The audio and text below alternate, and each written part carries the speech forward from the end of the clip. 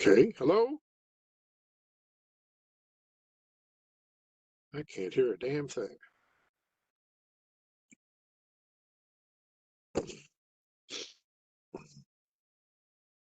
Oh, Lord.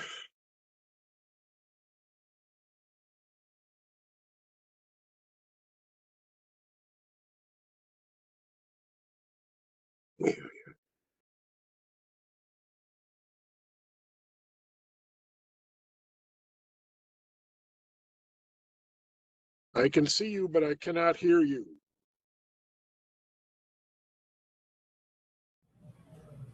Mike, can you hear me?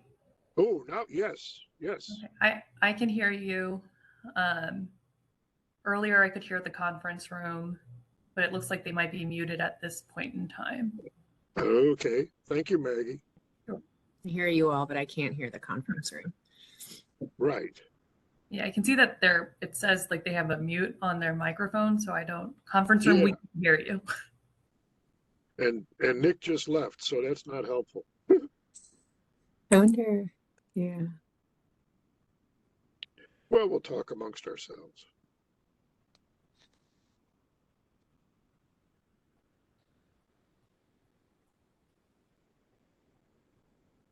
I sent a message because thinking they may not be able to hear me, so I hit chat and said somebody needs to turn the mic on, but I don't know where that went.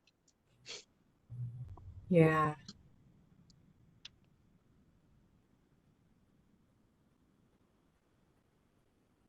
Hi, Christine. Good morning.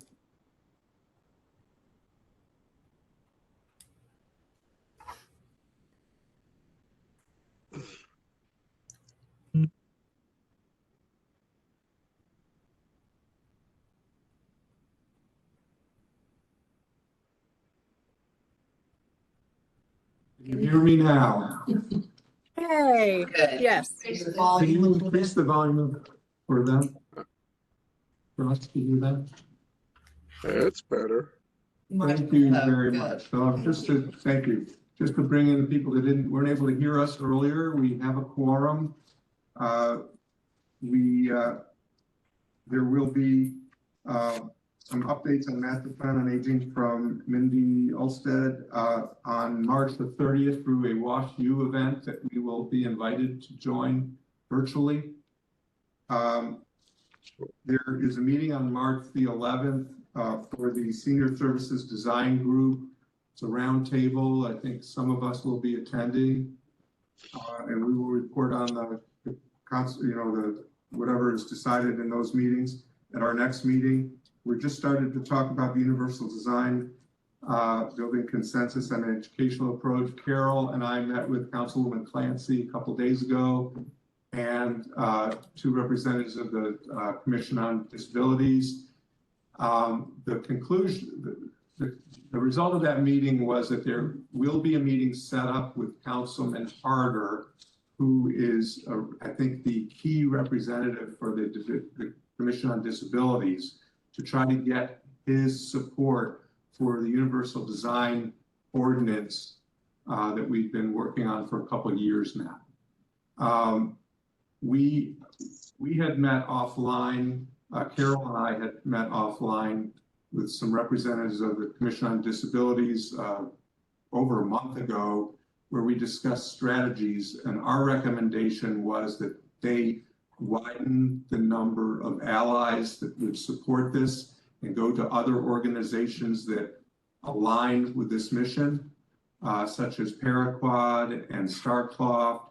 And I offered to contact members of the design community who also are interested in universal design, but we felt that we need, and we also had discussions about the St. Louis Realtors, who have gotten involved in advocating some issues that we align with, and this being one. And so we are hoping that we can get enough people that support it to help bring the Home Builders Association back to the table to discuss this. Carol, you can tell me if I'm misstating anything, but I think the ultimate goal is that we need to collaborate with the Home Builders Association to get anything passed. The feeling is that they are against it, that there's too much the battle would not be won, essentially. So we're trying to widen the number of organizations that support this, but the onus is really on the Commission on Disabilities. We have our, I mean, I feel like our plate is full. Other issues.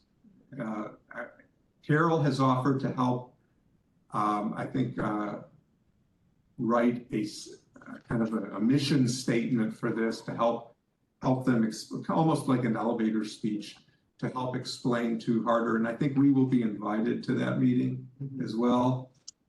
But it's been stalled for quite some time, and it would be good to, get it restarted. Did I miss anything on that? No, I did reach out to AARP, but I haven't heard anything, so.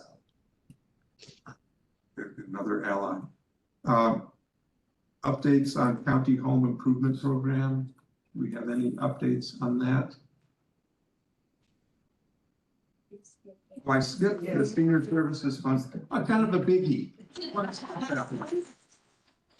So, before you, we're going to ask you for an update. Yeah. I did attend the most recent meeting, but I did want to suggest that this commission maybe weigh in on whether it's the right timing for this.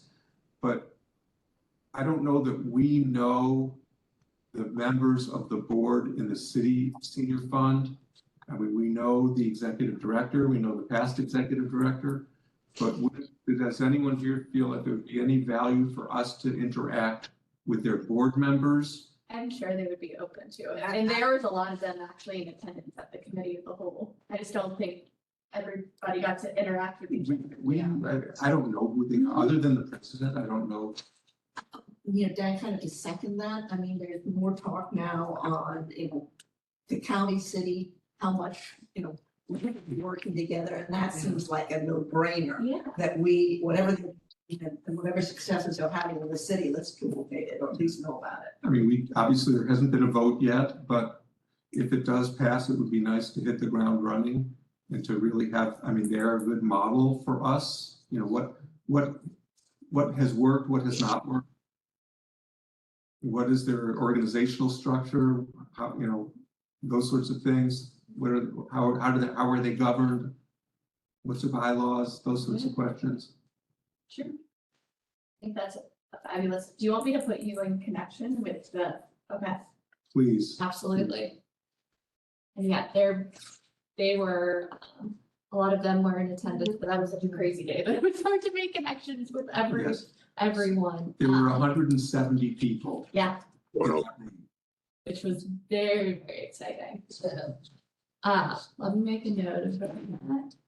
Bridget Gidnemeyer from Seniors Count will give us an update. Absolutely. Well, first off, thank you to all of you for your attendance at the committee of the whole, your support in getting folks there.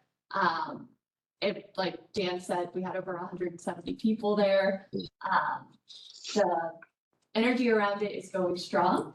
We are waiting officially to get the bill introduced from our head sponsor, Councilwoman Banger. They are thinking May for right now. As of the time being, we are waiting to see what they need from us in the meantime, if it's testimony that they can, that might be needed to be given, if it's just getting folks packed into the room. But as soon as we know the date, we will let y'all know. We are also right now in the background of work as soon as we get our first round of polling done. Since it's expensive, we want to wait until we are officially on the ballot and things kind of keep ebbing and flowing.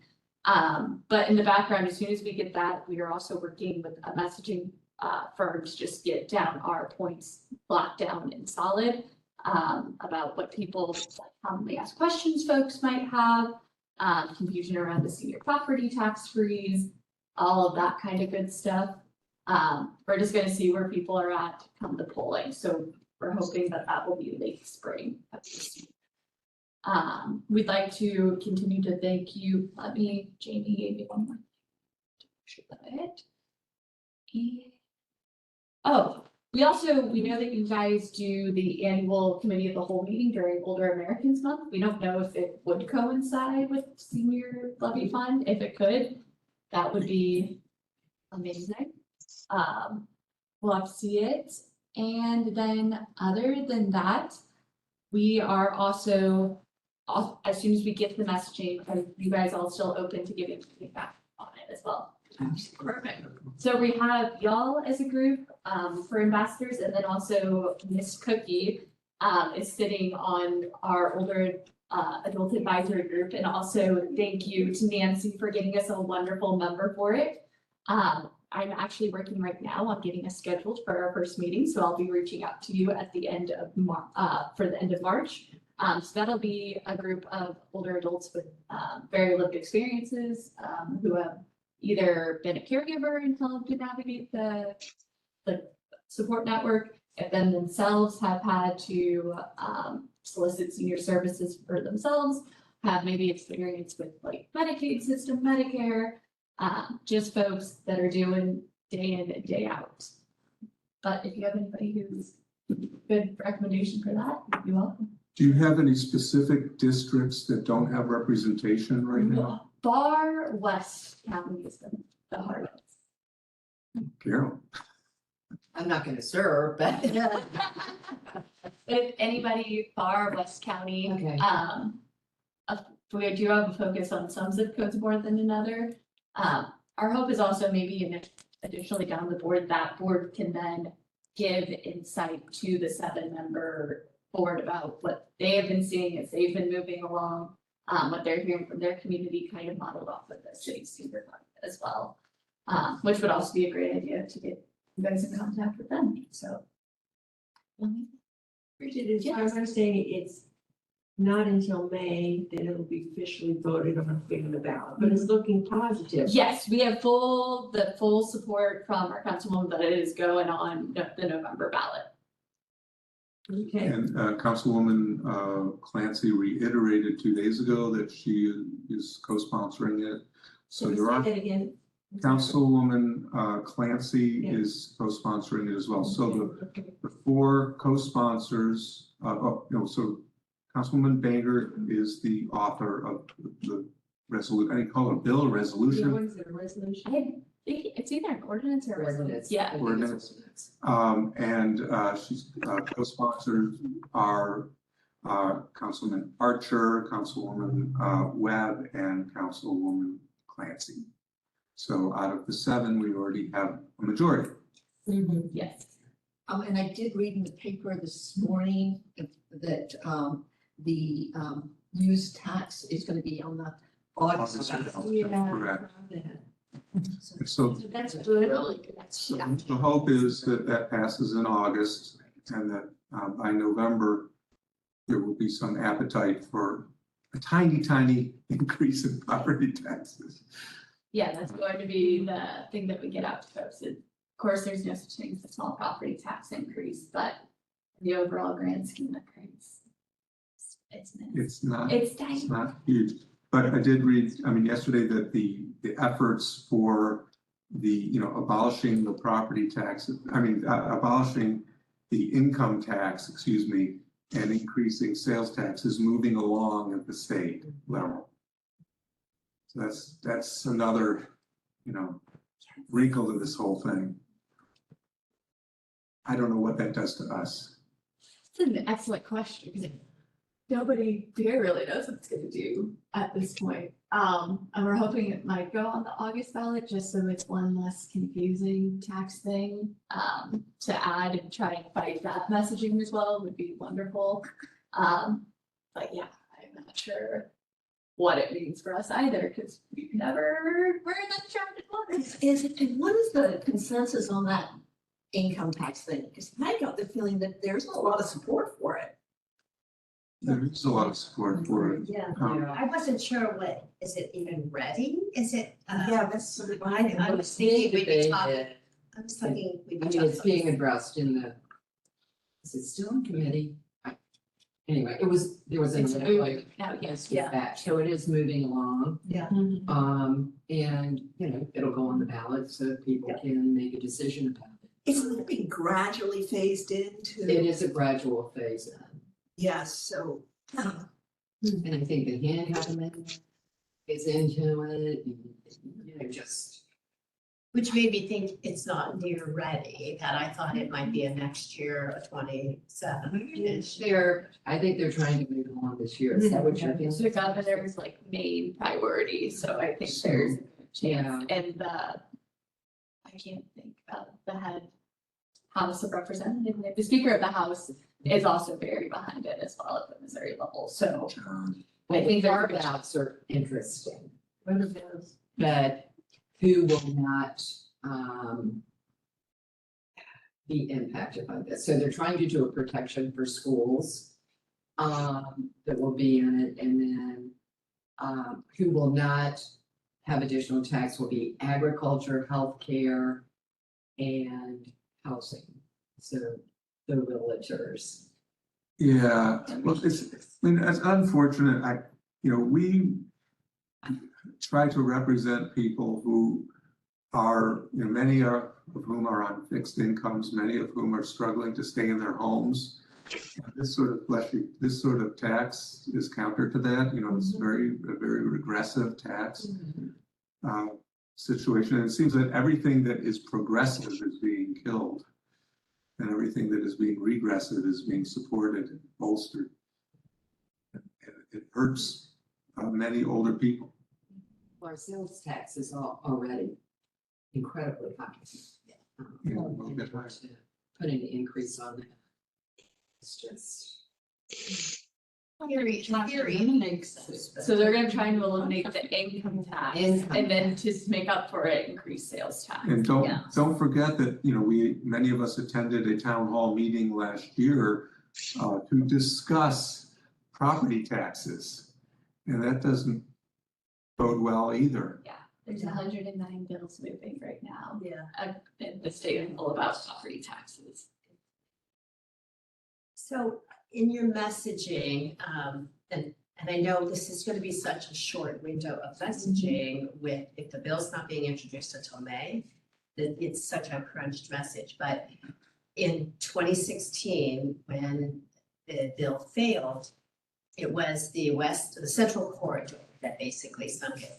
If anybody read that, there was a St. Louis Magazine article last week, which basically was the voice of, I felt like the central corridor, saying that these wealthy older adults in St. Louis, basically there's no poverty in St. Louis County. And this article was a real challenging piece, well thought out. I mean, his argument was really well thought out. I didn't see it, but basically saying that there is no need for this, for the property tax freeze. So this is ahead of, even discussing the senior fund. So laying that out aligns with the 2016 failure. So are those people at the table right now? So when you've got that older adult representation, do we have our strongest opponents at the table?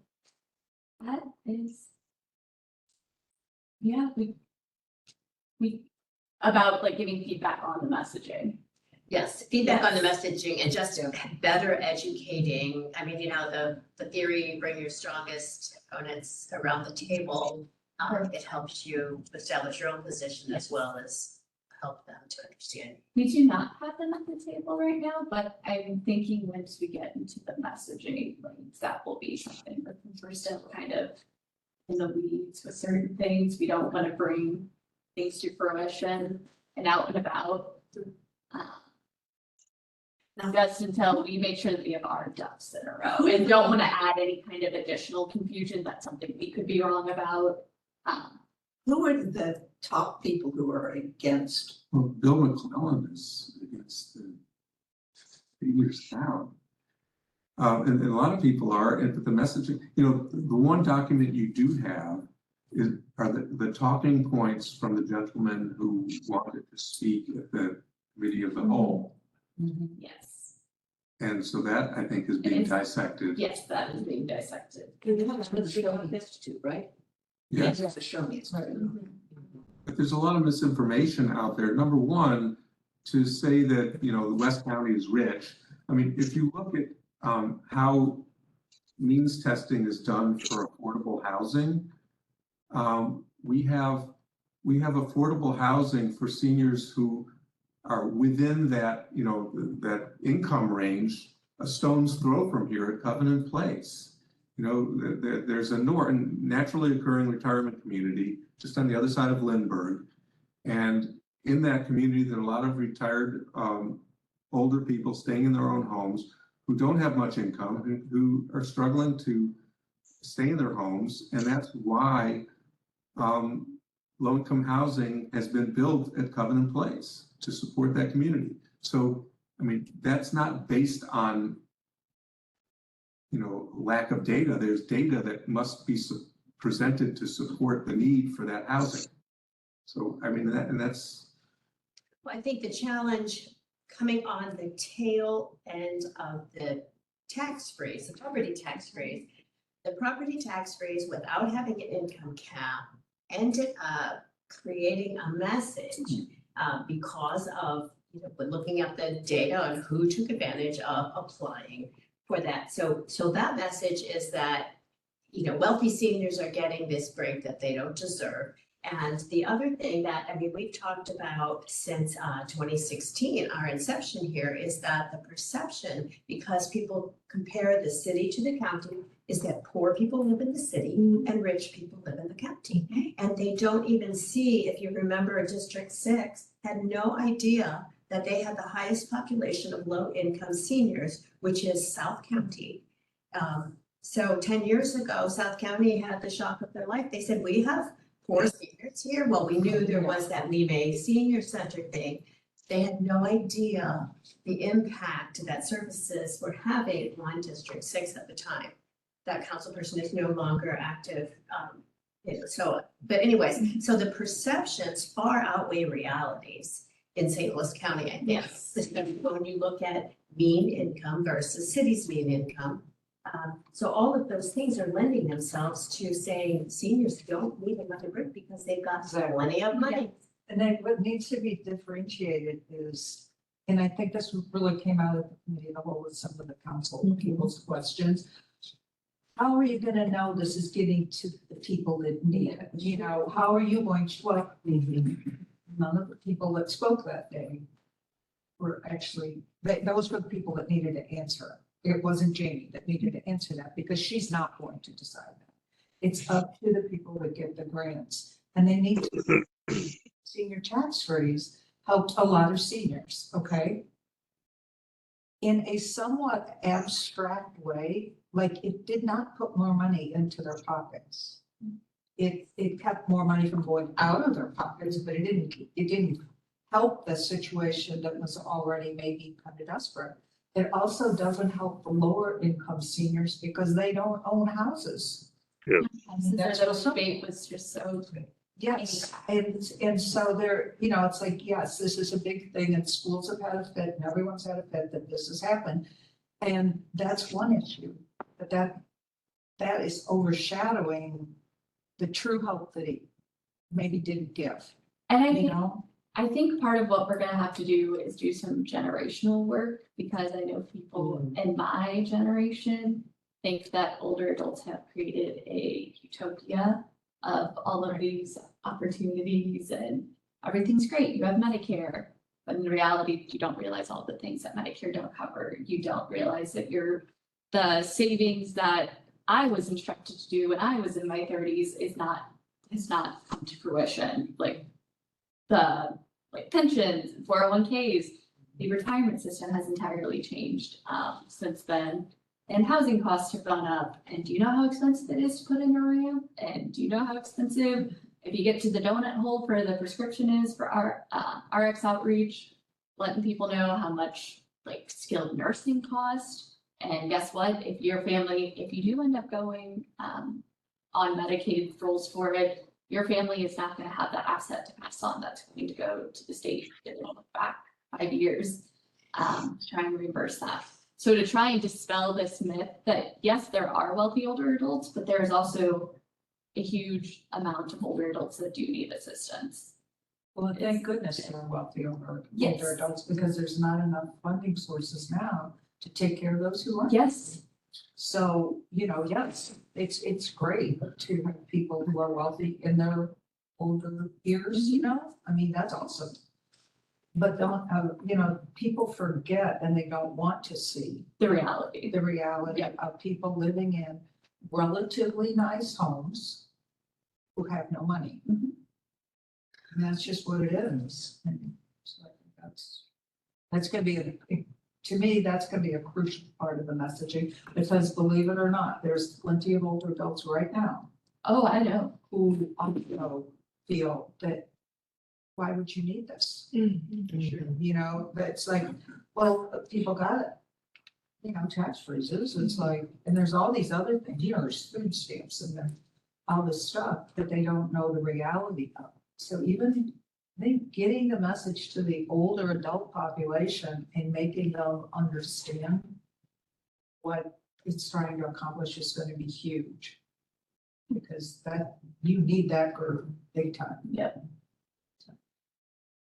Nancy, you were gonna say Yeah, something? I want to ask a question. I feel so ignorant about this, but I can't understand it. I don't think most people will. The tax freeze isn't like I'm not paying property tax, I'm just capped out. Right. But why would it say the senior fund would not be added? I still pay property tax. Why isn't the senior fund taking a portion of that? So do the updated version of that. So our legal understanding from the St. Louis County Council members is that the senior levy fund would go onto your freeze value. So it would be a new tax that is added on to your freeze value. Right. It wouldn't be onto this. There's a line of thought that.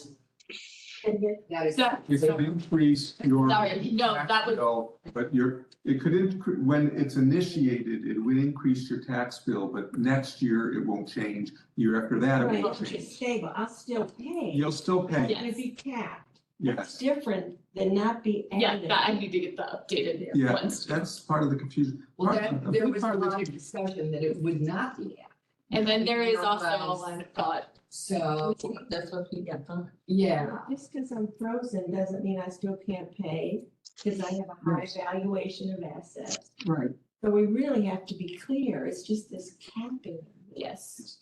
You're getting in touch with the assessor's office right now, as I was walking to into it. get clarity. Yes, Because I think it is incredibly confusing and I think it's Yes. going to be Yeah, it's. add a layer of challenge. Oh, yeah. If older adults. Oh, yeah. Are exempt from a tax that they're asking everybody. Yeah, and they else to won't be. pay. They won't be if they have assets. Exactly. They have- So I did some quick math, and I think a lot of this is, it's a big math problem.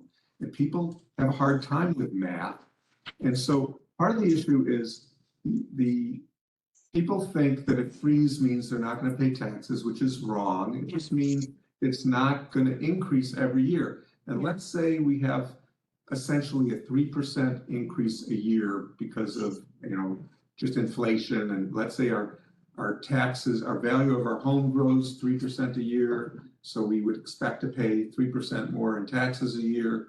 So somebody who owns the median value home in the county, which is $274,000, would probably currently pay around, I'm just basing it on my own bill, like $3,400 a year in taxes. That means 3% of $3,400 a year is about $102 of increase for that first year, and it would continue to go up, but we're thinking order of magnitude about $100. Somebody who owns a $2 million house, 3% increase a year is about $750. So the problem is that the people are benefiting from this the most, and that are hurting our revenue as a county the most, are the wealthy people. And so people are not seeing a huge benefit at the lower end. People are seeing a much greater benefit at the higher end, and it's meaningless to them. It's just very inequitable. But they apply for it. But they apply, and the other problem is the people that are most likely to apply for the tax freeze are the people that have the resources to do it. Yeah. It's just very inequitable. the access to apply for.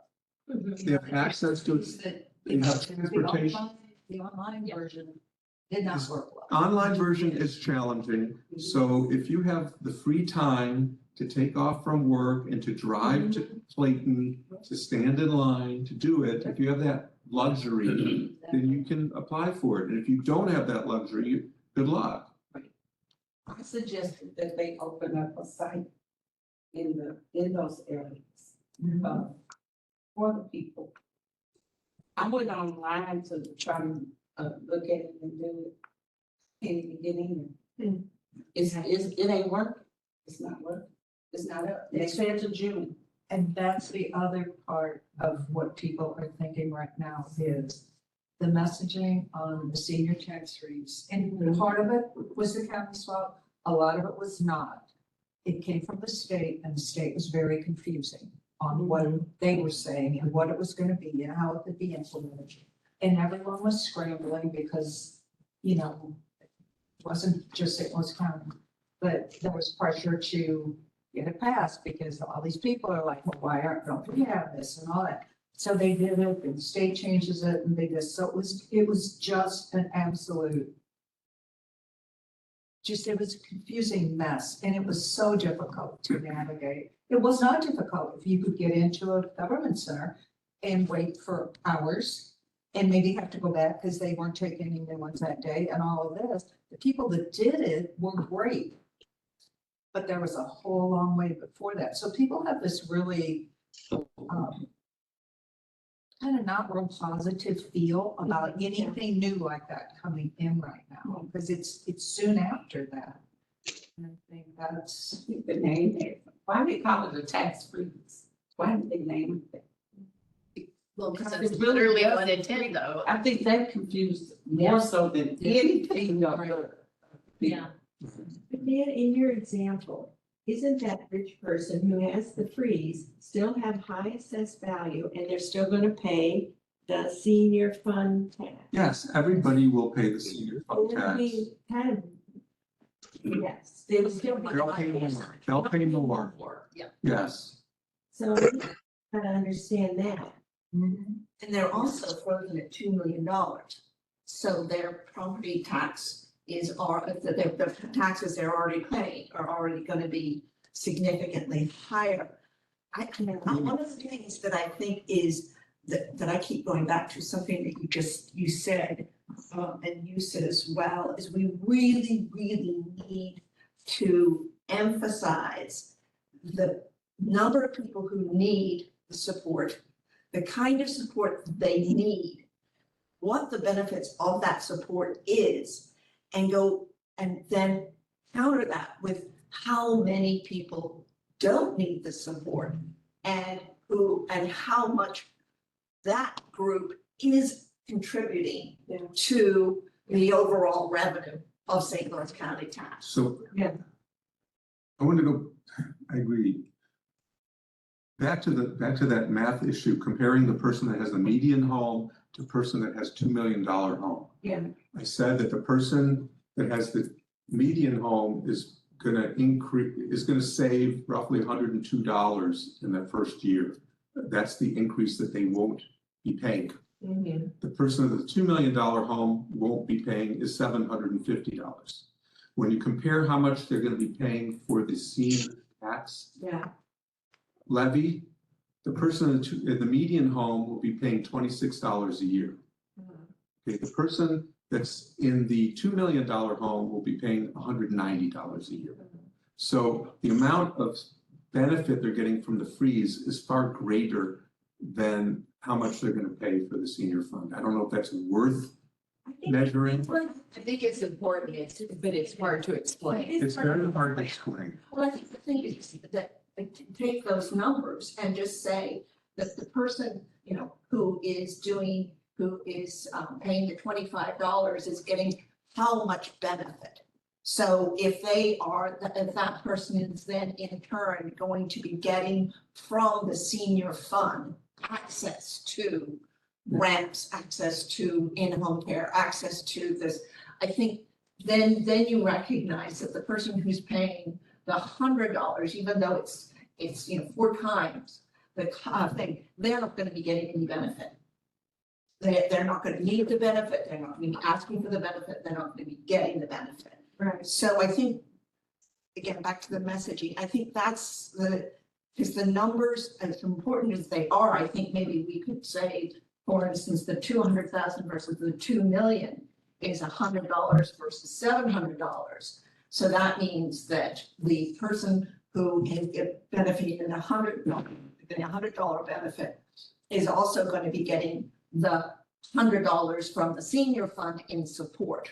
You see what I'm sort of trying to get at? The greater message though, which Nancy has spent a lifetime sharing, is that older adults have needs, whether they're at this end of the income spectrum or at this end, there are benefits. And the greater message in the United States is, so this is combating the greater message. Billionaires are bad, tax the billionaires. So if we saw a tax break for a billionaire, that's ludicrous. And that's kind of what the property tax did, is said the tax break for the wealthy is what the message was, or the outcome actually was. And so trying to combat the greater aging messages in this one very, defined initiative, funding initiative, is far beyond the resources that the senior levy fund has. So we can't really combat. I think, so I ran into Lori Fiegel at Art and Bloom. She worked with county, she went immediately from county here. She's the one that actually was the driver of this whole age-friendly initiative and set this board up. She was talking about the county board of elections, which she then went to work for. The lack of support for older adults in that process. So they ended up winning best practices awards, but she went in and began looking at it. She said there were no procedures and processes in place for people with disabilities or older adults. So as she goes to these polling places, people are coming in with whatever walking aid they had, and there's just no place for them. And so so she said it was very eye-opening to see that there's curbside voting. She said, when asked why this wasn't, that message wasn't broadcast, they said, well, we really just don't want to have somebody out there doing that. But so she said they had to go in and pull it apart, but that's because the greater message is, hey, there aren't that many older adults who need help voting in St. Louis County. And she said that couldn't be further from the truth. But that's, again, the greater message that can't be addressed here, because that's not what you're trying to do. That's what Nancy's been trying to do forever. I'm switching topics to Tan, because I think it plays on I was astounded at the committee of the whole. When council people acted like somebody's gonna come up and apply for senior fund to remodel their bathroom. What do people think? Who's getting these services? Exactly. We have to say, back to your point, who will get these services? There are people not remodeling. And what kind of services are they getting, which show that they are not the, as you say, the remodeling. I think we need individuals who are in that position, who are benefiting from these, who would benefit from these programs to speak.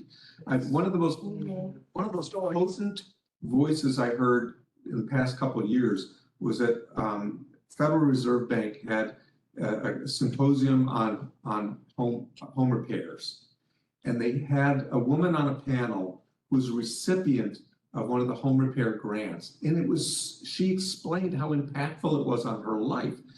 We need those voices in the public, Yeah, to say it's one thing, my plumbing runs water now, it's not a remodeled bathroom. How can we Yes. get around? I had no heat in the winter, Right, yeah. I did. Doesn't it keep them in their homes long? Yes, exactly. And I think that was a disconnect in the committee of the whole. Everyone that got up and spoke was emergency. And I'm like, no, you gotta go to the heartstrings. Yeah. And pull them really hard. Because that's what will get people, and when they work with older adults, Nancy can tell you even more. But that's what makes other people take notice, is grandma doesn't have heat and her pipes are freezing. Those are things, but it's gotta be grandma telling you that. Yes. And that's what. And I use Cookie's example all the time of her friend coming back on oxygen to her home and having a gas stove. And so having to go into assisted living because she couldn't get the stove changed to electric. A one-time need. Yeah, well, $300 need. Yeah. That would have enabled her to stay in her home and thrive versus going to assisted living. And the people that care about efficiency of government, it's like, it's way more economically efficient to help that person stay in their home than to have them move into assisted living. It's just nuts. I think, so there's a strong economic argument that maybe isn't being made. Maybe there's not messaging to do. Yeah. And the window from May till Yeah. is so short. And I But think that's okay. I think that that's okay. It has to be recent in people. Yeah, that's, Yeah. that's true. That's, I think you fans are, yeah. Yeah. Especially this. some of these are like the Bill McClellan can be offset by the Sarah Fensky. So, that's right. I mean, they're, and I don't know how Sarah is on this, but she has quite you're the one who put me onto that, quite a reach. And if you can get her to do a really a caravan piece on this, she's a strong local voice. Is anyone writing a letter to the editor to counteract Bill McClellan? I mean, that's a well-read column. Somebody saying, hey, Bill. Was it in a column or was it just on Johnny? It was on Johnny. Yeah, that's. I was like, oh no. Brooke and But Aisha Self. not everybody. She's Johnny not Brooke and who is really good and has had her struggles with her own father. Yes. And so she's another one who could be a strong voice. Who's that? Isn't it Aisha? Aisha. Aisha, something. Is that it? That's it. Yeah. So Bill McClellan, Aisha. But back to the conversation that we were having earlier about, this is really serving those people in the greatest need. When, I know last time this was on the ballot, quite some time ago, and I did presentations more in that West County area. There are a lot of people who say, well, what's it? I mean, I'm not gonna vote for this because what's in it for me? Yeah. And so I think we have to be delicate about, how we are conveying the message. I mean, this is really helping people in greatest needs, but you need to get the voters there and they need to know, this is a safety net that quite frankly, you may need one day. Yes. Nobody plans to need these services. No.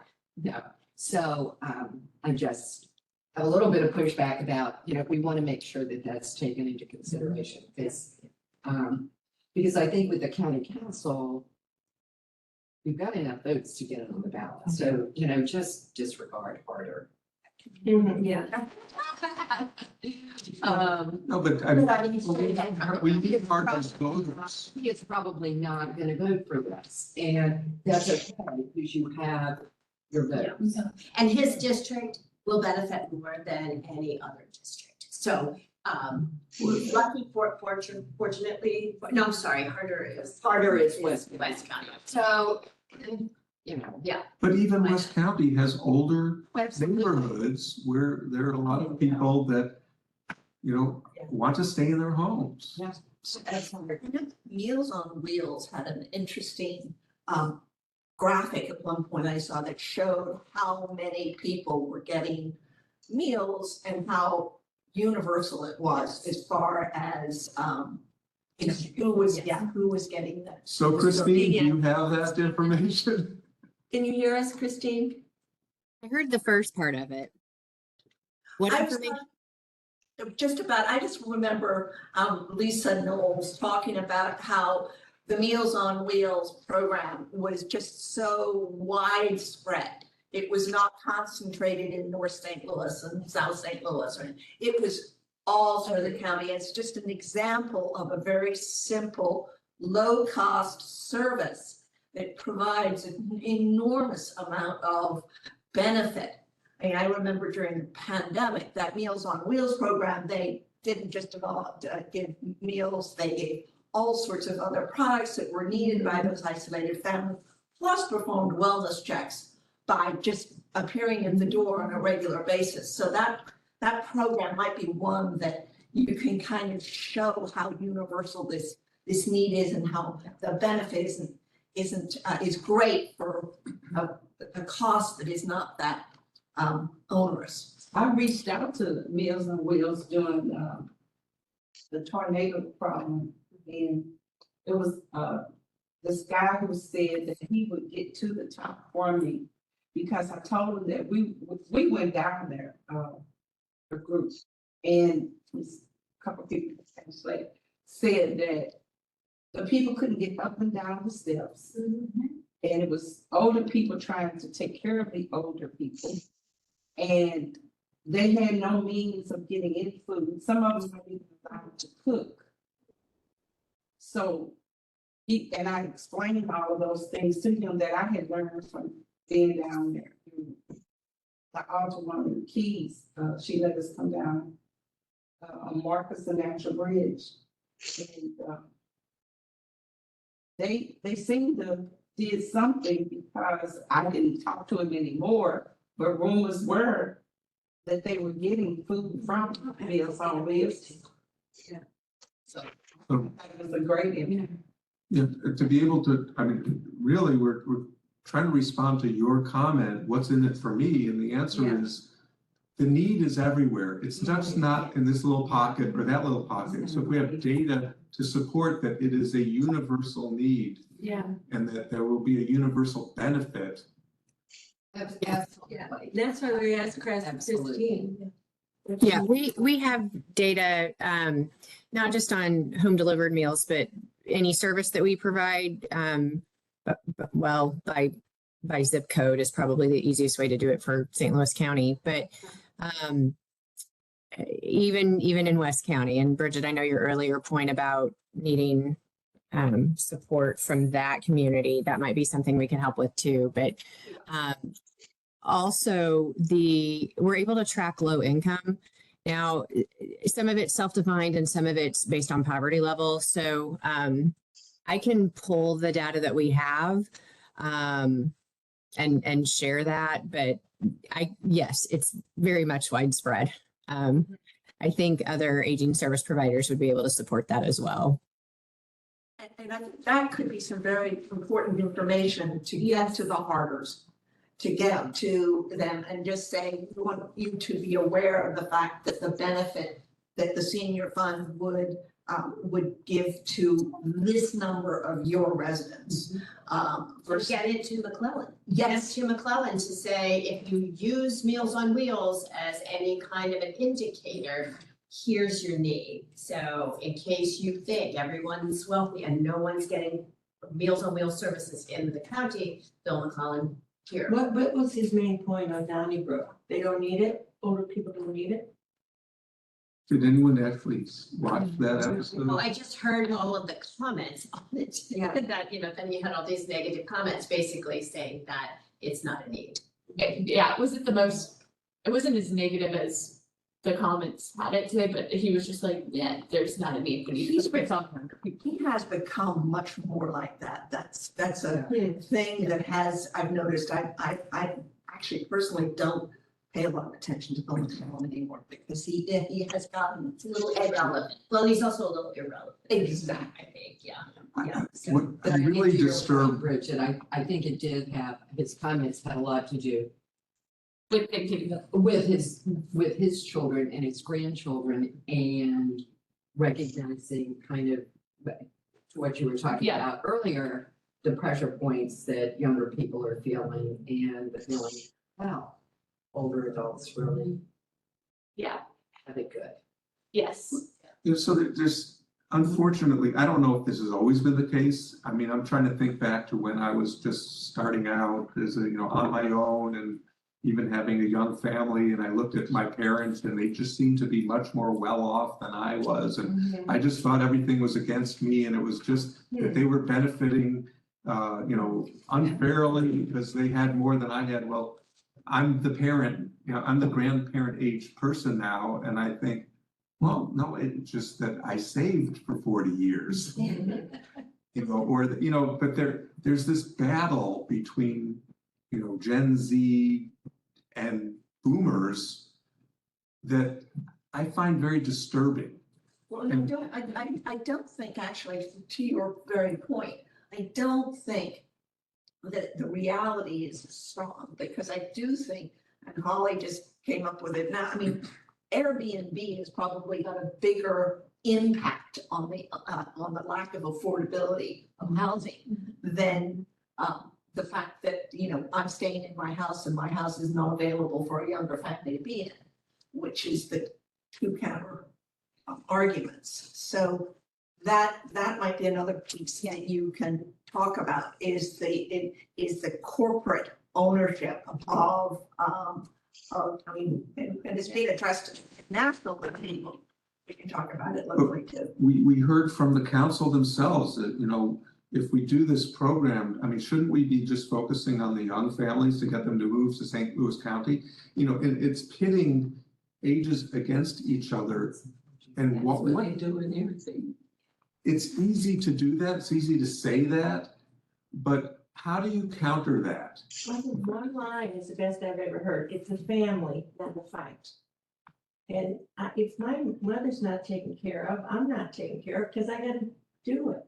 We have to see it as it's a family, everybody's in a family, and when one person's hurting, the family pays. And you know what, I would go one further on that, and that it's also a neighborhood versus It's a neighborhood. an individual owner, because we all know how stabilizing it is to have those older residents in a neighborhood.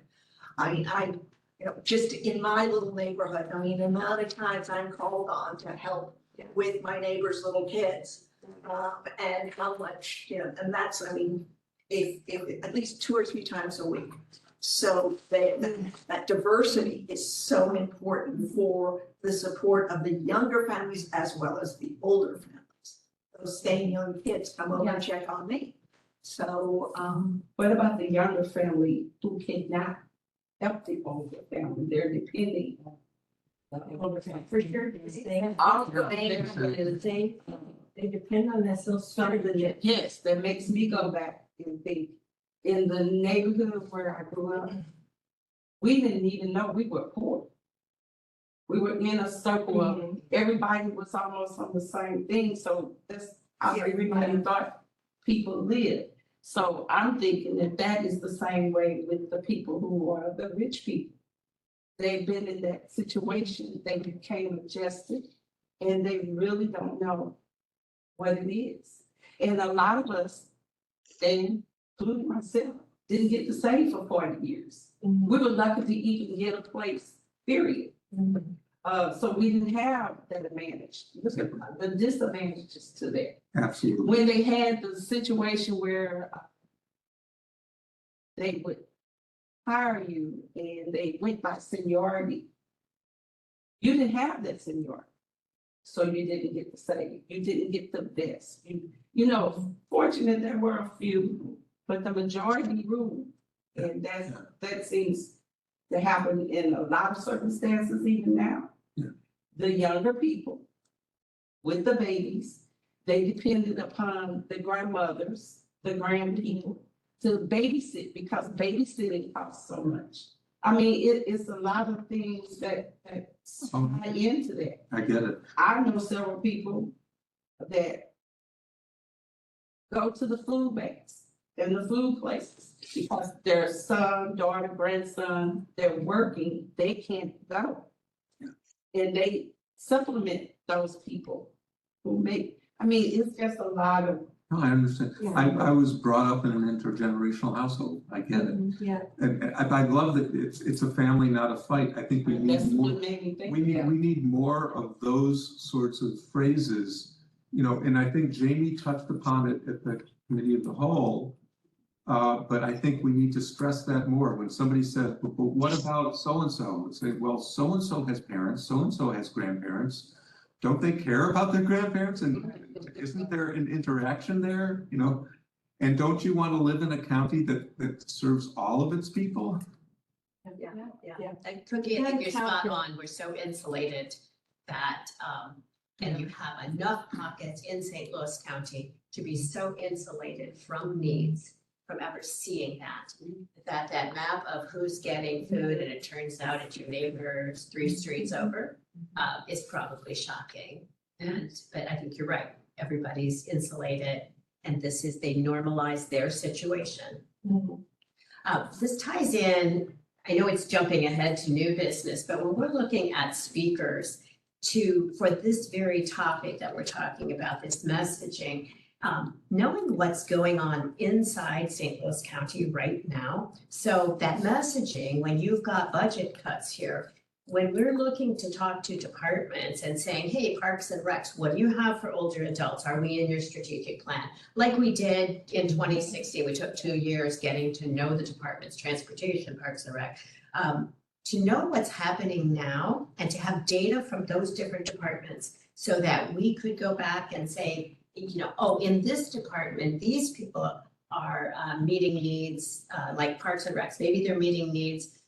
Maybe it's in Spanish Lake where they're doing something specifically for older adults, or they're not, and they're not even representing in. So I think that would help with messaging too, to find out what's going on inside our organization and with all the cuts that might end up being part of the messaging as we have this budget crisis in the county.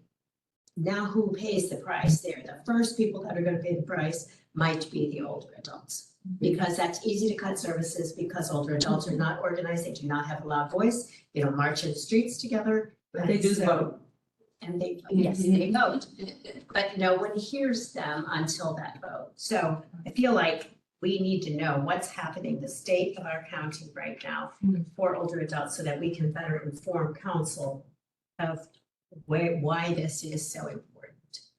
So just to stay on that topic, who do we want to invite for future presentations to this group?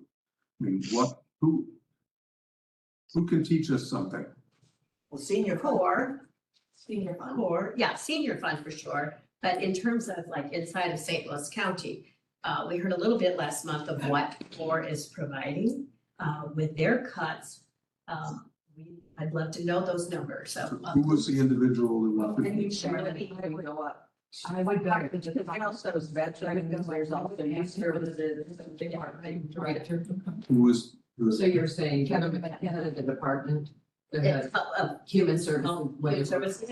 Because, Yeah. yeah, because he's gonna have the overview, not just core, Yeah, but he's gonna have like an overview of the whole department, and that's gonna be the department that should be leading the charge with this, you know, because they're to provide services to residents that are a little bit more direct. How about? I do, I have a 10 a.m. that I have. Thank you to so do. Thank you, guys. Thank you. We will keep you. Yes. take care, thank I you. will talk with you later this Well, week. We have Thank one, we have the person. Thank you. Thank you very much. I think we need health department, we need transportation. I would like to see transportation. Yeah. Lori said that Oasis, Lori Fiegel said Oasis became a huge source of support. They brought Oasis in to walk through voter processes and look at gaps. And then they ended up creating a class that Oasis is now offering to help teach older adults what the services that are available to them. So I think. For voting specifically? Specifically for voting, yeah. That's great. So she created a system, which that's her specialty, you know, she went in, she was a strategist and Do we want Paul Weiss to come in, the CEO of Oasis? possibly. I just think we need to know what's happening in the county with budget cuts. I think you might also impact. the St. Louis County Library. They are. Kristen, yeah. They are. Kristen, the forum represents, yeah. The Kristen would come in. Yeah. And, you know, we worked so closely, and as I said, aging ahead, I mean, how are they having to? So Christine, would you like to present at one of our next meetings? And what's the I love it, but what's the purpose beyond preaching to this choir? Our job is to inform, Education. well, our job is to inform council of Okay. needs. And so, It would We be, can't- it would be result in a statement of need. yes, We- because we we- can't, we don't even know what's being provided by the county anymore. And so it's hard to inform council of the need in District 6 when we don't even have updated information. And we certainly don't know what the budget cuts are projected to further, impact, how they're impacting older adults. So in our last committee of the whole, we asked Christine to provide data that we could use to support our recommendation for the need for the senior levy. And so we had data from Christine, and we need to know where the gaps are and how, how impactful it is that those gaps are not being filled. So we'd ask these folks for something pretty specific. Yes, I think that'd be the key. What do we need? yes. Where are the gaps? How do you recommend they be filled? And it's not just raise taxes, because that's not gonna. Yeah, I gave them, in the past, we had like 3 questions that we asked them to prepare for. One was, can you give us the state of your department right now? And particularly how older adults are being served by your department. And then asked, I think we asked if you had unlimited budget, what would you provide? What would you be able to provide? And then we asked at the end always, how can we best support you as an older adult commission? And what message can we take to council? What can we do? So that was No, I kind do of. like that. Like that. Joe. But that's real specific to departments. Like the your county. I lost it on the way, it's what I love. Yeah, so I don't think Oasis, I think, Yeah, I think yeah. Department of Transportation, I don't have a clue what they're doing now, Right, we right. need an update on that. I know The Parks and Rec. Parks has been hit big. Yeah. So they. So, But I went through Parks, and remember last year, I went through Parks, or 2 years ago, Parks did their strategic planning without an older adult at the table. And they had told us that we wouldn't have representation, and we didn't. And so I went through their strategic plan, and there was a nod to, the last group was older adults and Pacific Islanders. And adults, Pacific Islanders and other, yes. We were part of Pacific, Pacific Islanders was 0.01% of the population. And that's how little focus on older adults from their strategic plan. Now, maybe the reality is Oasis is running programs everywhere for them. And that's what they've done, but that wasn't in their strategic plan. So we reached out and said, hey, did you know, that St. Louis County over 45%, is older adults, and, showed them this really old data that we had. So that's how we can impact them. And likewise, we can go back to county and say, hey, when you're cutting budgets, hey, Department of Transportation or CORE no longer provides anything, and you need to know that. The reason I brought up Oasis is tied into this, because I think if you are a legislator, or if you're trying to do the budget for next year, you're looking at, well, maybe I can cut here because Oasis is out there doing that already, so we don't have to. So, I mean, it's important. Yeah, but also, we should be not work, I think one of our, which we've talked about for how many years, and that is the work in silos that we do when we're trying to overcome the silos that we work in. But to the county, I can see where they say, well, municipalities are doing this, this, and this. And then there's Oasis doing this and Aging Ahead doing this. So how do we fit into that larger model? Because we don't need the county duplicating efforts if somebody Right. over here is doing it. That's where the That senior needs fund, to be part of the Well, document. that's where the senior. I have They can go back, I have a Tommy, fear let's- that there's an unintended consequence if the senior fund passes. And that is that county government will say, we don't have to do as much because they have this fund over here now. So we're, I mean, currently, I was we gonna say, know- it's already happened. well, it's already happened, that's the problem. Yeah. So, but it's already happened, but there isn't, the gap is already there. So how do we position our recommendations so that we're not suggesting that the county defund more services and programs that they're providing? We need this to be a collaborative sort of Well, situation. that's where you can get from like what Susan had, which was all the information of how, what the size of core was 10 years ago versus the size of core now. So what services were they able to provide 10 years ago that they no longer can? And we can't continue that trajectory with a growing. How many people on the senior levy, if it passes, will it serve? I mean, there's a population. Well, it would serve 25% of the county. Yeah. So it leaves 75% I or. mean, 60, I mean, the 25, Yeah. 25% of the county is 60 years old or older. Oh, Right, but Yeah. it's not 75% that they wouldn't serve, because there's also a children's services fund, which serves those on the beginning end, the 0 to 17 or whatever. I don't know what it is, but so that's there.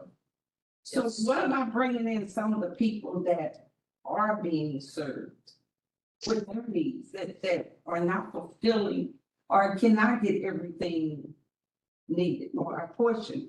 Isn't that a conversation? Yes, those are the voices that need to be heard. Well, hopefully, So our how department heads would have that information for us to say, these people are, I'm not sure that we're ready for like the actual case, like a testimony in-house here. We may not be the perfect But you case. needed to go down to that, Yes, I'm sorry, yeah, to the county council. Exactly. You need those exact people Yep. to go down there and. exactly. So So, the people need to go to the council. But So the we point just of- get them to do that. well, the point of this departmental, our education, it's bi-directional information. It's not just us learning what they are doing for older adults. It's us also sharing the need with them. So if they are already have people that they're working directly with, then we'll learn about that as well. So it's kind of, I mean, when Department of Transportation, and Susan led like the walking audits, it was a collaborative effort with the library. And we did 3 or 4 sites and did a 1 mile walk as to stoplights, like was there enough time to get across if you had a walking aid? Was there a bench someplace? Were there any obstructions?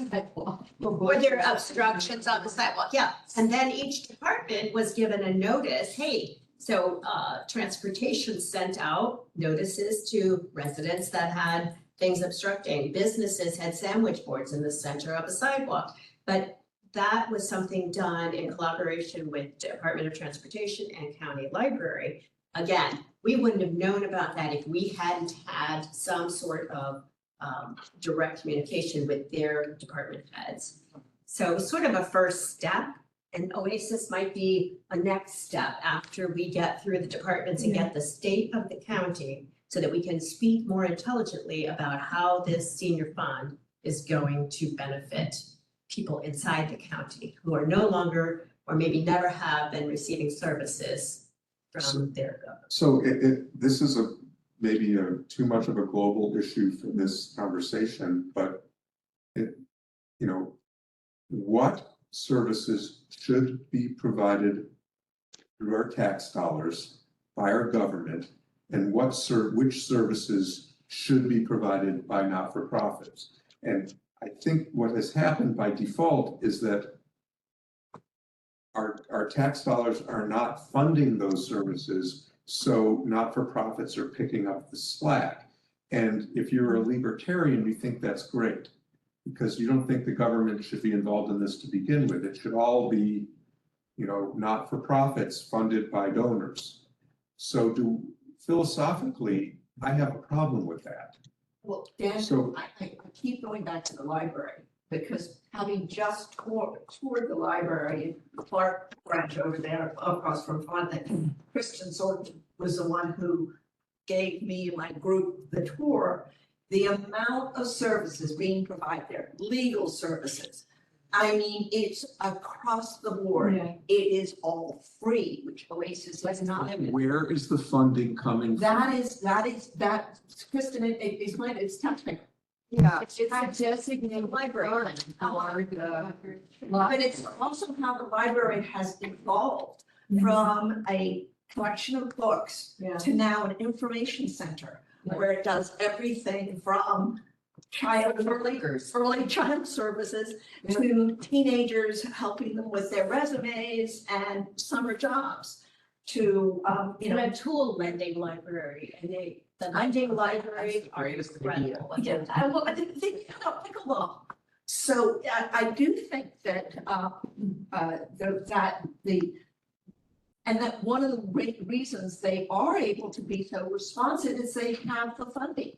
Yes. And then they have the support. And they from- have a limit. They have food boxes that they give, Yeah. but the limit is at each library, they only get 60. So 60 people come. But when you look at the new library, a lot of the funding, the capital funds to build that library did not come from the government.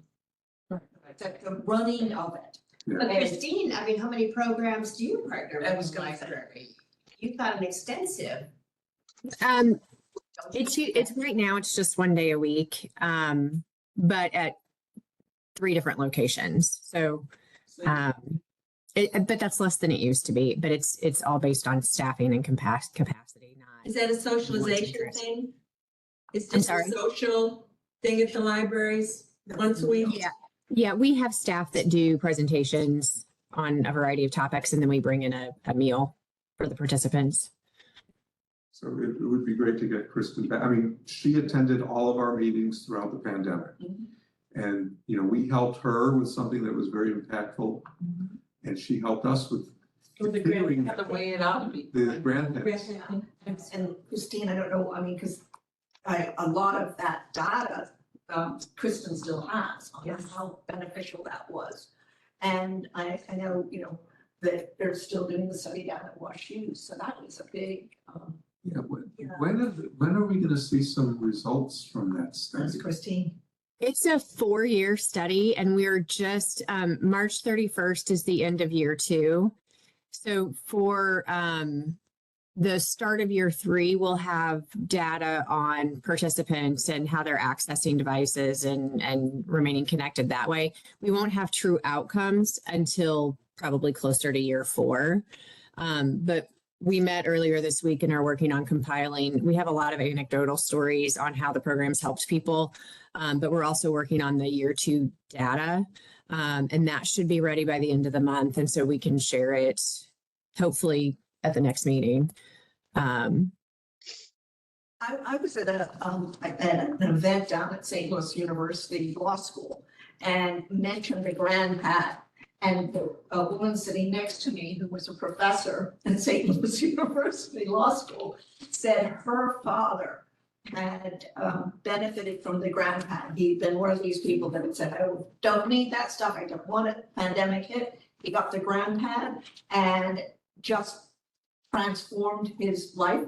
And then the GrandPads were no longer available. And so the kids all said, well, he just needs an iPad, and got him an iPad. So one of the many people that we know were introduced to technology through that program, who then transitioned into another device. And so, though there's a collection of, what is it, 800 people who have them from the library now? Am I right there, Christine? It's the people in the study, it's 650. Oh, 650, okay. Which is still a lot of people. I think we anticipated that we kept joking that the GrandPad was kind of like your gateway drug. Yes. Once you got it, then you figured out you needed it and. So we don't have a lot of time before our committee of the whole report in May. And we also don't have a lot of time before the November election. So our job, I guess, since we are here to provide information on policies, processes, procedures for county council. That window is really short. So in these next couple of months, having speakers in the key had almost prioritized that so that before November, we could speak about what's happening internally and how the senior fund will help support seniors when the county budget no longer will. That I think is gonna be a key, it'll be a key piece of information, not just for us, but for council members too, So because they don't have. who wants to call Kevin McKenna to invite? him to meet? Does anyone want to do that? I'm Is happy that the to one from, Slater? Kevin He's Human Services. Oh, Yeah. yeah, that's the, I just need, So that's your boss, Christine? I'm just trying to think what would be more, I mean, Kevin and I got one. Kevin? Kevin? We used to do Yeah. this like. Human send emails Services. on the chair. Director. No. I'm thinking of the city structure. Sorry. We had, does anybody have a You know what, I'm gonna let Would you. you? Okay, If I it's think the- that might be. Because then it sounds like it's a community, not. Right, not me. Not, If it's not a former employee. Right, exactly. Do you, Before have the you party got the, decides. Yes. the contact information? You're probably. If it's Kevin related. Oh, I can actually, you want his email address? Yes. Is it Kevin McKenna? So yeah, like the SBA? Well, the other thing that No, this he's will head do. of health and human services. Yeah, it's like K McKenna at St. Louis County. But, Yeah, I okay. think let me check what it is because. We can do this after. the Yeah, meeting. May I get some? I'm sorry, I have to hop off and get to another meeting, but I'll pull the service data we have and share that. And then hopefully next month I'll be able to share the updated information on the virtual senior center and where we are with the study. Miss Christine, can I? We're having a June 20th Senior Day in Spanish Lake Park. We've invited seniors from all around the community, so it's just not Spanish Lake people. County Councilwoman Webb is, back in this, St. Louis County Human Resources, Charlene is back in this. And I hope, I'm gonna send out a flyer soon as we get What's the date? back this June 20th. And we're calling it Senior Day Juneteenth. Or Juneteenth Senior Day, one of them. We haven't really officially done that part, but you guys can mingle or set up a speaker or someone to talk to these seniors. Educate them on the senior league. I think talking to them myself, some of them, but I mean, facts. I hope all the commissioners, like last time, this was gonna be bigger, cause we have more people now actually involved in, especially with Councilwoman Webb. She's figuring out ways to get the seniors and, hopefully we can get some of Jennings, Castle Point, like, I mean, all around. It's not just for that. well, I just want to get, if we're talking about inviting people, I'd like to have names associated with every department. Christine, she was trying to jump off. Did anybody? I'm sorry. Christine? Can you send me the information on that and so that we can have somebody there, like the date and location, time? That's what I wanted to get to. Miss, can we get you a library? I do have one person from the library. She came to the last, but if you would, that would be really great. Yeah, let me check and if you know yeah, we'll talk. And I'll see if we can get, we're at Lewis and Clark Library on Fridays. Would that work? This is on a Saturday. Saturday. Okay. I'll have to work on that, but can I get back to you on it? Yes, ma'am, please. Okay, thank you. Thanks, bye. Thank you.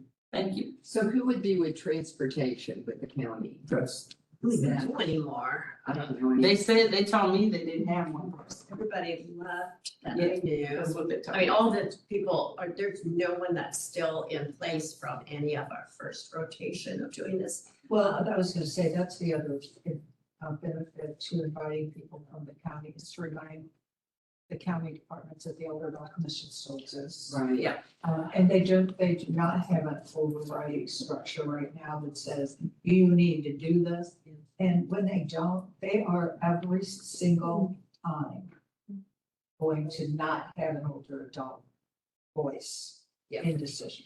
Every single time is what that was my experience when I was there. And the only reason they did it when the age-friendly plan was active was because somebody was saying, do this, and you have to do updates.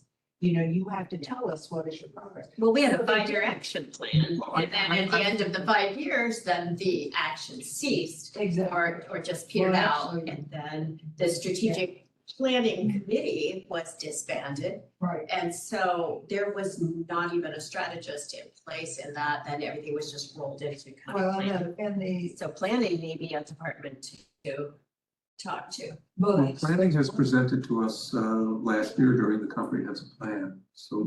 Yeah, that's true. We need a transportation person, we need a health department person. We've had health department people in here years ago. Well, Parks- I Parks and Rec. reached out to the director, when I was still there, and got no response. I reached out twice. I said, email this, and, the commission would really like for, someone to come speak. And I never even got a response back. So I'm not sure who to contact. Just, here we go. It's Stephanie Leon Streeter. She's the department director. Of, Transportation and Public Works. just say that again? Stephanie Leon Streeter, Streeter. We're just going through the county's website. Right. Yeah, and then the next person is Joe Kulesa. With what? He's acting deputy director of Department of Transportation. Are they here in this building? In the transportation building? Yeah, but I don't think, but you No, I didn't, don't think this is. not everybody worked, this was more the working building, right? Was the department transportation? I'm not sure exactly what they merged transportation and public works together, because I'm not sure what the difference is in them. It's kind of like all streets and sidewalks. Yeah. I really But don't. did you say this group has to go in front of the council in May? Yes. And that's like, we don't even have another meeting. We need Alright. to, So, Yes, please. So we don't have a time. so it's gonna have to be before November. Well, And, we have an ongoing message after, if May, it's on the ballot, or if May the vote occurs, then we really have, and in theory, we don't convene during the summer, although we have in past as needed. We have 9 meetings a month, or 9 meetings a year. And so we typically did not meet over the summer, but in this case, I think we voted in the past to do that, and this is gonna be, those are gonna be our working months. So as long as we provide virtual support, like I'm gone almost all of June, so I'm gone, I'm out of town for it the whole time, so I've got to meet virtually, but those are the kinds of things that we really need to kind of get a structure from here forward, so we can best advise council before the vote. I would think that the people that really need to present is Aging Ahead next month, a comprehensive presentation with all that they provide, where they provide it, where they need extra, because they do the transportation, they do the meals, they do, all sorts of. and there's pressure points with, where is your funding right now? Because apparently the funding is level, is my understanding. Mine too. But the cost of, the funding is level, but the cost of goods such as food has gone up, making, providing the same number of meals is more challenging because the cost of food is. Since we have a limited amount of time between now and May, and I'm not even sure that the committee of the whole is gonna be in May, because sometimes it's slipped to June. That's It really is at the pleasure of the chair. We probably should get on We that. need to. We need to get on that. I was gonna call Councilwoman Banger to find out when she's gonna actually make this present this ordinance, and to see if we can coordinate our report for the same, maybe the same hearing. Yeah. I don't know if that'll happen. Is it done at a committee of a whole? Is it done at a separate?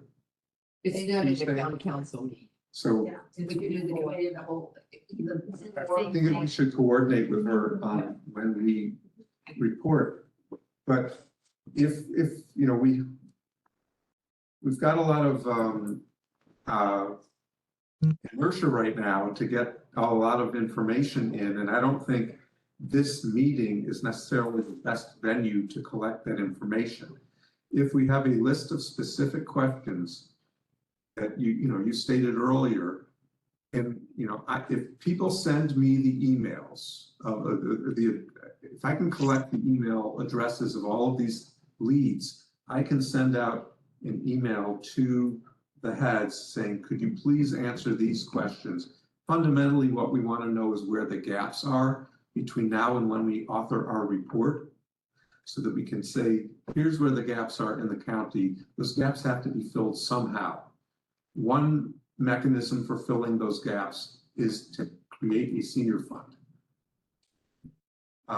If it cannot be funded in other ways, through property taxes, through use tax, through whatever, then we need to fund these services.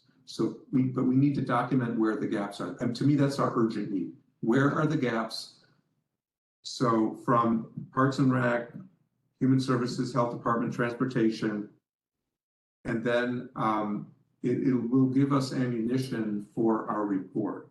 I think one of the questions you should ask is, what did you provide 5 years ago?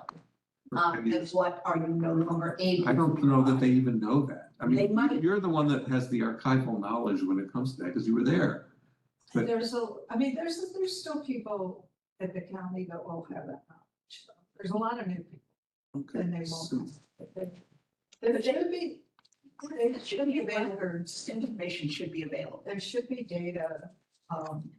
Yeah, but 5 years ago, it was electronic, so it should be there. But truly, I was actually gonna suggest the same thing. If we did an email with 3 questions, winnow it down, that they could provide us with that information succinctly, where we're not asking them to go find something that might exist, but ask them right now, the state of your department, where are the gaps in serving older adults? Where do you see, pretty much maybe your strengths, and then where are the gaps? And we don't even need to talk about this, but just say for our report about Yes. that. Yeah. I don't think 5 years ago is long enough, Yeah. because we were in the middle of a pandemic and Right. everything was in chaos then. I think it has to be 10 years. I think, well, it could be like 10 years, because that's when Yeah, Yes. because we have that data. There. Yeah. That data was all in electronic files when I. Yes, now that data's all been removed from the website. There's no, Their checklist. there was no data. There's Yeah. just- So Lisa, to reinforce what you're saying, I think that is our job, is to go in and go, it's not 2026, 10 years ago, we were providing this is what we're Yeah. providing now, and these are the things that are no longer available to this population that is growing. But I think is there a way to also ask, is someone else filling this gap? Because I think that's an important question as well. If you are no longer doing it, Oh, yeah. has another agency? Are you aware of any agencies? Yeah, is aging ahead, stepping in and filling that gap is, Well, we know that Aging Ahead had this, and this was over the last 10 years, had this move away from bricks and mortar senior centers and into libraries and community centers.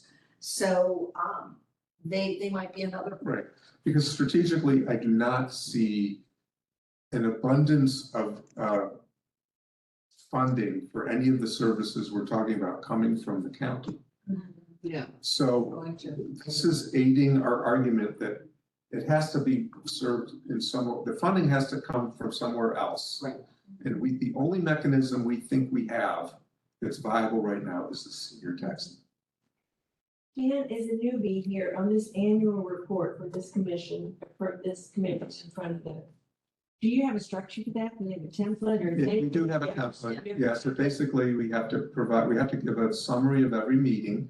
So we have, meeting minutes have to be presented in this booklet. We have to say what meetings we had, how many we met, so that we met our statute required number of, I think 6 a year, which we do have. Then we have to state what our accomplishments are. We do a bio of everyone, all of the commissioners, and then we evolved into making an ask over the past few years. And so last year our ask was, we need a senior tax levy. We didn't really have any movement on that, but at least it was an initial kind of door opener for this topic. My question, because the written report is a pain. It's a royal thing. It is a pain. And so my question was, I know when Susan and I had some dialogue, could we do away with the written report and just do the PowerPoint and a cover letter with the PowerPoint? Because it just. Does I that meet think the we're- requirement? I don't think Our it's a bylaws, requirement. we have a bylaw requirement I mean, that it's a. it is Well, a- it has to be a report, and a report be a cover letter. I don't think we need to go. I have and- been trimming down the actual written report and building up the PowerPoint the Right. last couple of years. Well, and I think that when we started this whole thing, that was based upon like the report that the Commission on Disabilities. Yes, it was. That's the Yes, template. it was. It wasn't something that the older adult Oh. commission created. Yeah. And so I think there is some leeway. I do believe, I'm wrong, but I believe the ordinance says provide a written report. I'm It looking at does, it. I'm pretty sure it says annual report, Remember? Yeah. but the PowerPoint is written. Yeah. It is. But there's a lot more detail in the written report when it comes to fulfilling Oh, the yeah. obligations, like how many meetings, what were the meeting minutes? It's not a Do you big, have it? I don't have it. I thought it had. I don't think so. I don't think. We so. never, I didn't. no, we I mean- do. There's no template structure in the No. ordinance. Okay. Could we say it's available if they would want it and to let us know and we will I don't know. provide that? I don't think, It I just mean, said a written report of our, basically what we're doing. and we There's- submit the written report to the county council chair, members of the, and she or he can distribute it to members of the county council, and then it goes to the county executive. Yeah. And it is a long report, and It's not as long as I- it used to be. no, I'm sure, but it's just a very time consuming It is. activity, which I don't think anyone looks at. I mean, I'm sorry, I don't just think really we do. don't think it's read. I think the cover letter is read. Yeah. The only thing, Carol, that I would say to that is right now, especially before the senior fund, it's probably good to continue documenting the way we've been documenting. If senior fund passes and a board is developed and something, then we've got 10 years of reporting that looks the same. And so if that has any bearing on a senior board that's developed or anything, it'd be very easy to go back and say, here's what this commission did, and it's steady. And at year 10, after we see what happens then we might modify based on going forward with or without a senior fund. What do we do now? As we've talked about, what do we do from here forward? Anyway, if there's no budget, if there's no progress being made for support inside the county, then what is our role here any longer if we can't even provide that data? So I'd love to see just one more year where we kind of use that same basic template so that if the senior fund passes, here's what we've done. I don't know who's going to be on that board or what that next step would look like, but that way, everything we've done is 10 years of solid consistency, I guess. Reliable. I was just Yeah, no, I think it's great. advocating Yeah. to Latin. I love it. It's a royal thing to do this report, but what we did last year and we did the year before was we asked all commissioners to make an ask. What specific things do you think would be most impactful to our, county? And I collected that this past year, though, the whole focus was the committee of the whole meeting was senior fund, but we have limited time. I was looking at our next meeting, I think is incorrectly stated because we usually have the first Thursday of the month. For some reason, it's shown as the 9th right now, and it should be the 2nd. Let's see. It's a second. Yeah, the 9th is definitely not the second, the first event. Dan, kind of, one of the things that I'm kind of getting out of all of this conversation there, which I think has been great, is that if you go and, send an email to these various departments, asking where they are, where they'd like to be, what they would like, we are then going to, when you talk about the ask, I think we're going to sit there and say, the ask is that these gaps in services, and we'll list them, we know what they probably are going to be: transportation, home repair, so on and so forth. That those be addressed. One way of addressing that would be a senior fund. Yes. Sorry. Yeah, I think it's the second. It should be the Yeah. 2nd. We need to correct that in the notes, in the minutes. Just worried you're not gonna get this info in a timely way from the department. That's Well, our here's what I was reality. What I was gonna do, I'm gonna call Councilwoman Banger, since she's sponsoring this ordinance, and let her know that we're planning on making this ask, and I was gonna copy her and my rep, Councilwoman Clancy, when I send an email to these heads. I find I get a lot quicker responses when they know that the council is aware of what's going on. And that's one thing I would be happy to do, just because I've been in touch with her, is contact Kristen. I would make you a bet she could shoot an email to me with a list of all the services Can you provided. do that, please? Yes. Because I need, one of the reasons I was asking other people to help is because I want to Yeah. delegate, No, because I can't do everything. no, I'll ask her for all the services provided by the library for seniors. And gaps. yeah. And I think you and her I should probably perspective. Yeah. to help you. Get this done. Yeah.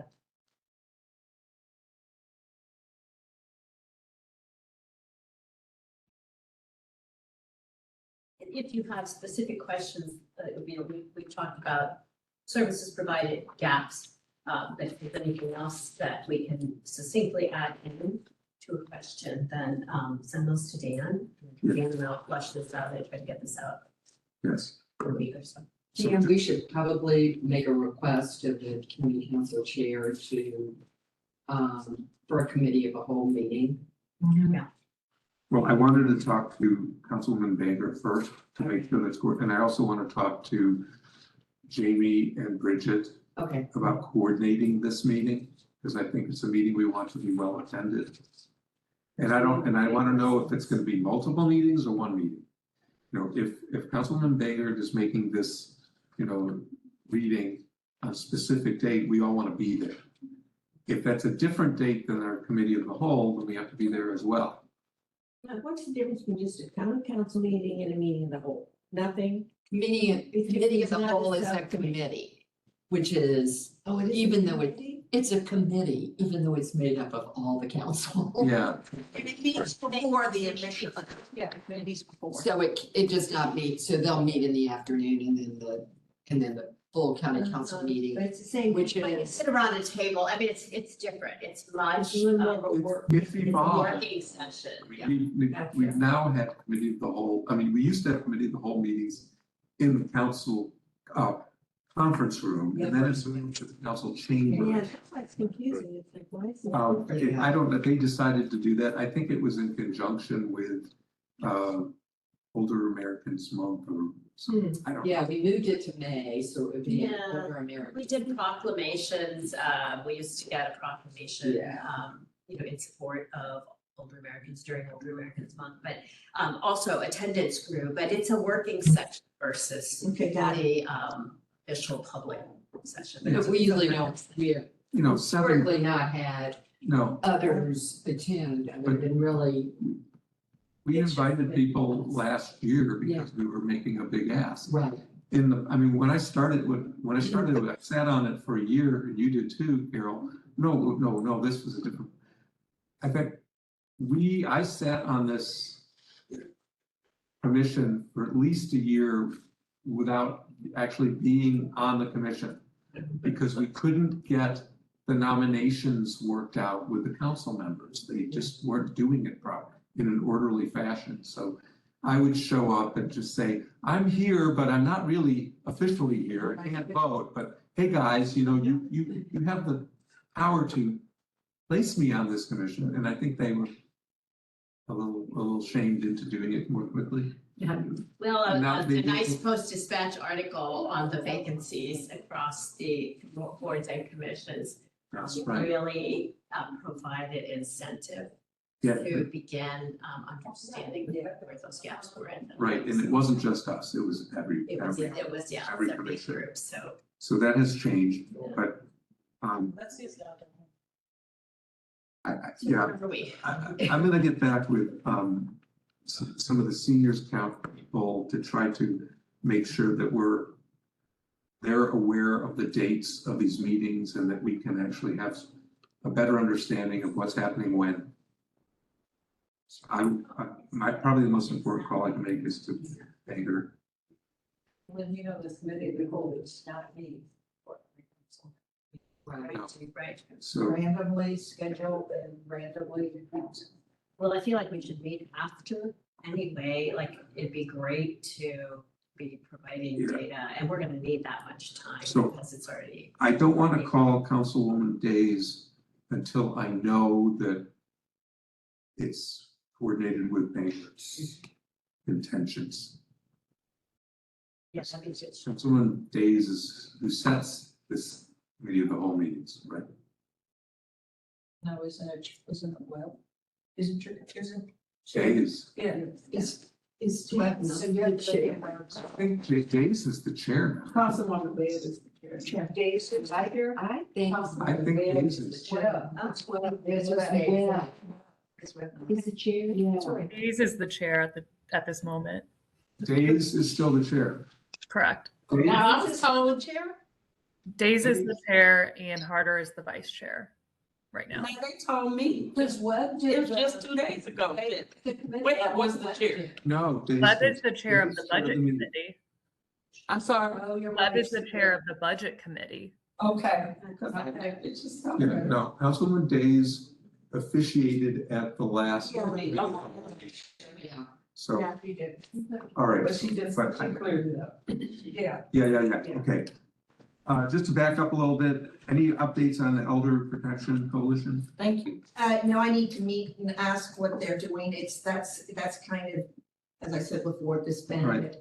But, just will be resuscitated. I will be going to a broadband, kind of program, later on this month that will be, Connect STL, talking about, what's going on there. I think AT&T is kind of the leader there that I talked to, Jomo. And they are trying to get broadband services to as many places as they can. I don't know, Cookie, you're getting better broadband in your area. Yeah, but, then they've also, well, if I'm not wrong, they start phasing out the landlines. 'Cause they're phasing- They want to get rid of the landlines, but they also do have programs to help particularly older residents pay for internet services. And they want those older residents to know that if they get rid of their landline, they can get the internet service and a phone of whatever, and that it is considerably less expensive than having a landline. Next item, property tax relief.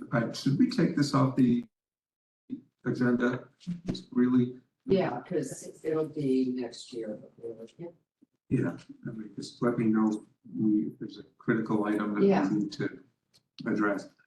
For aging ahead, we get a brief update from Christine before she left. I don't know that we, anyone who can address any core issues. I think that, Is there an update on the county home improvement program? Number 5. Skip number 5. We started and then no, it's not a county home improvement program. It's just I have continued to attend the Home Repair Network meetings. I'm now chair of the Resource Development Committee, and I'm on the executive committee. They've dissolved the advisory council, which is what I was on. We created this organization, and now the advisory council has become the executive committee, and we're all chairing different committees. And the resource committee's responsibility is coordination with other allies out there, and working with people in workforce development, working with our membership outreach people to try to grow the organization, and I'm also on the fundraising committee, which is not what I wanted to do.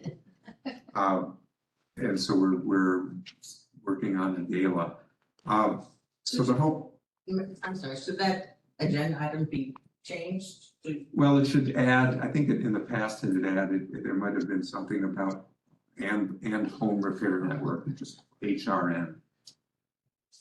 So that is a not-for-profit that was created with a lot of support in its origination from the City Senior Fund. The City Senior Fund funded a housing assessment that was performed by UMSL that generated a very significant report on the needs in the county for housing, the age of homes and the average cost of repairs in the county, in the city, I'm sorry. And so we have been urging the county to replicate that study. We asked for funding a few years ago, we did not get it.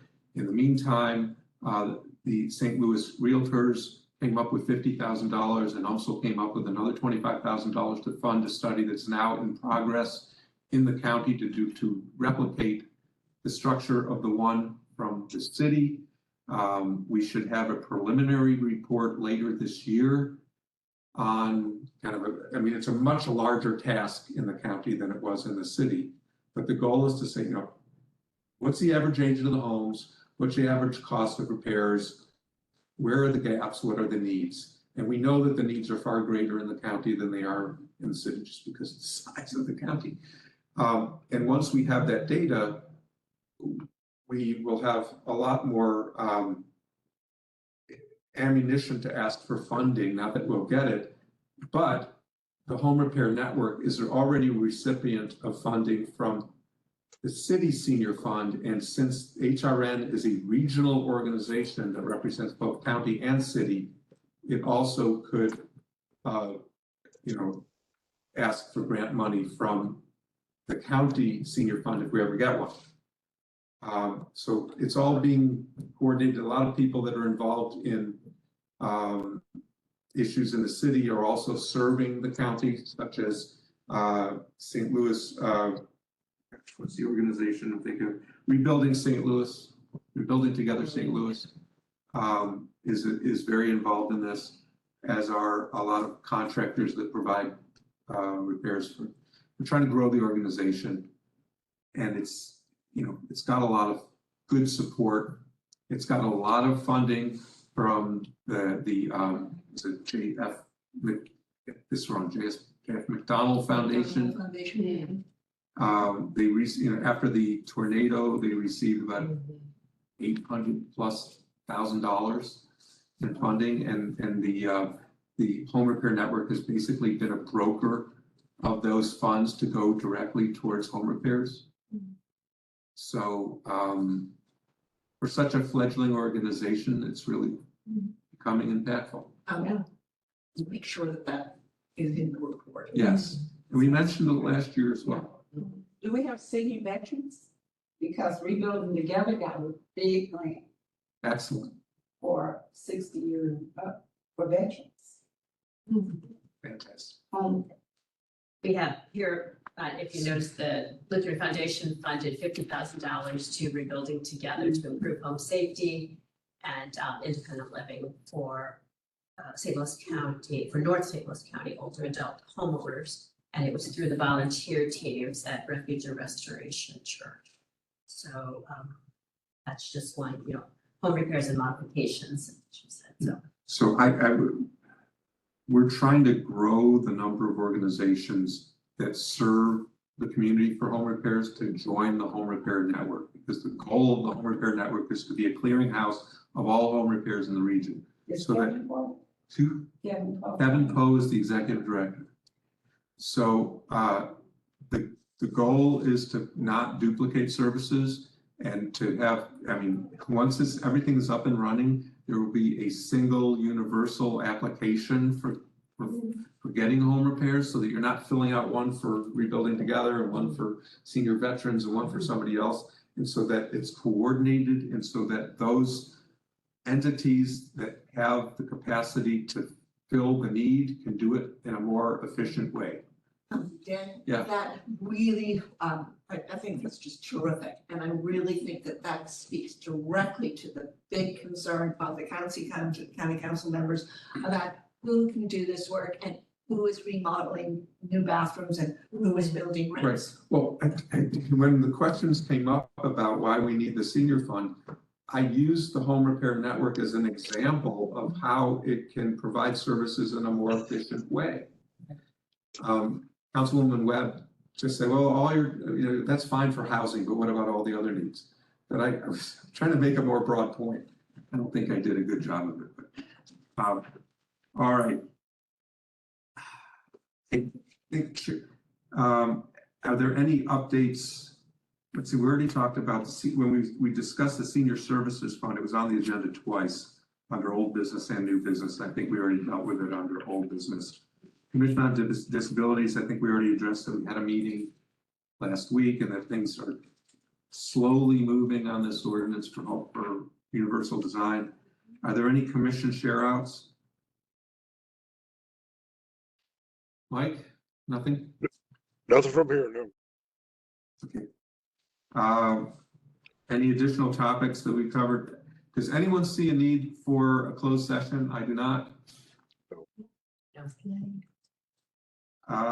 Next meeting will be April the 2nd, not the 9th. Oh, yeah, right after that too. So, it's right there. And I missed it as well. Yeah, my apologies. Any other comments? We have does anyone want to move to close the meeting? I'll make a Second. Second, meeting's closed. Thank you. All right, thank you all. Made it by 11? 2 minutes, it's. Oh, God. That's right. Yeah. Also, All right, there's a thanks lot for to- letting us preach to the choir, guys. Yeah. Well, the first part of it, a lot of this is really helpful to Bridget, my Bridget. door, that's right. You can do WebEx. I think Christine, not going to drive. Yeah. When I- But yeah, for her to be there. No way, wait. Okay. I think Christine is. I do, yeah. That's